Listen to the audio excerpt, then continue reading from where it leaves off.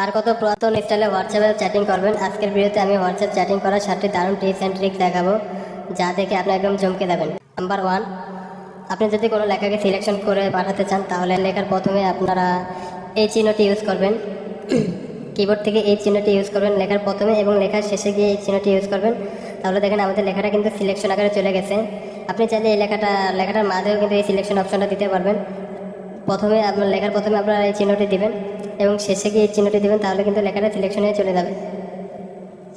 দেখেন আমাদের লেখাটা সিলেকশনে চলে গেছে। নাম্বার 2, কোনো লেখার মাঝে যদি আমরা কেটে দিতে চাই তাহলে কি করব, লেখার প্রথমে আমরা কিবোর্ড থেকে এই চিহ্নটি দিব এবং লেখার শেষে গিয়ে এই চিহ্নটি দিব।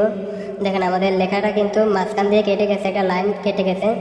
নাম্বার 3, কোনো লেখাকে যদি আমরা ইটালি করতে চাই, মানে লেখাকে যদি একটু বাঁকা করে দিতে চাই, তাহলে আমাদের লেখার প্রথমে আমরা এই চিহ্নটি দিব এবং আমাদের লেখার শেষে গিয়ে আমরা এই চিহ্নটি ইউজ করব। দেখেন আমাদের লেখাটা কিন্তু বাঁকা আকারে চলে গেছে, মানে একটু ইটালি বাঁকা আকারে চলে গেছে। নাম্বার 4, আমরা যদি কোনো লেখাকে বোল্ড করে পাঠাতে চাই তাহলে আমাদের লেখার প্রথমে স্টার বাটন এবং লেখার শেষে আমরা স্টার বাটন দিলে আমাদের লেখাটা কিন্তু দেখেন বোল্ড হয়ে গেছে। আমরা কিন্তু লেখাটা বোল্ড আকারে পাঠাতে পারবো। নাম্বার 5, আমরা যদি কোনো লেখাকে কোড আকারে পাঠাতে চাই তাহলে আমাদের কিবোর্ড থেকে এই গেটার দেন এটা ক্লিক করে আমরা স্পেস দেবো। স্পেস দেওয়ার পর আমাদের লেখাটা যদি আমরা পেস্ট করে দিই, দেখেন আমাদের লেখাটা কিন্তু কোড আকারে চলে গেছে।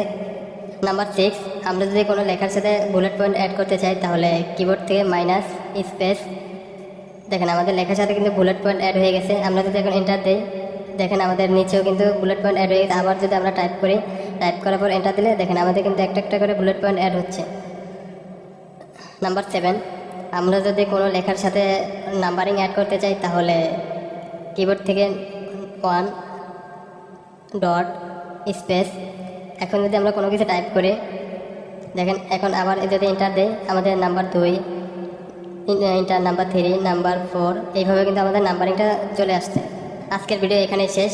যদি ভিডিওটি ভালো লাগে তাহলে আমাদের ফেসবুক পেজটি ফলো করবেন এবং ইউটিউব থেকে দেখে থাকলে আমাদের ইউটিউব চ্যানেলটি সাবস্ক্রাইব করে রাখবেন। ধন্যবাদ। আসসালামু আলাইকুম।